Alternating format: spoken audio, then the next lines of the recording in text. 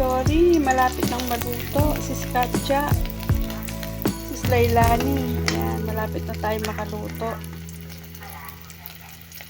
Ito ang aming ulam ngayong gabi. Itlog, bilis, at saka tuyo.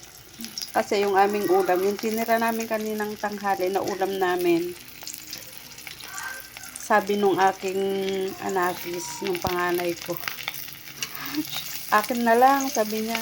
Nag-ulam naman na kayo kaninang tanghali. Ako na lang mag-uulam dito.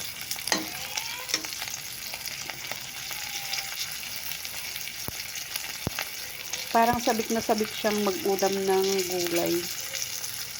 Ulam kasi namin kanina is kamansi. Ginataang kamansi. Pakak sa Ilocano, sis Lori. Pakak sa Ilocano. Ginataang pakak na nilagyan ko ng konting sitaw. Tapos, niluto ko siya sa gata at saka sinahugan ko rin ng bilis. Yan, malapit nang maluto. Nag-iingay na yung mga kasama ko sa loob. Hindi ko na dinagdagan ng maraming mantika. Yan, lutuin ko lang to. Tatlo lang naman kaming mag-uulam. Tatlo lang kaming kakain kasi yung aking bunso iwala. Yan, kuha na kayo. Pali na kayo, sis Katja, sis Lailani, sis Lori. Ito na yung sinasabi nyong gusto nyong ulam, oh, tuyo.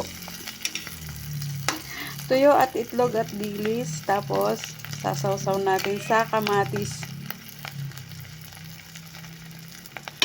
Ayan, luto na. At kami ay kakain na. Kasi ang oras ngayon dito is mag-8 na ng gabi. Yan, patayin ko na at kami kakain na. Yan, thank you so much. Tapos partneran na lang natin to ng kape. O, ayaw mo pa yan.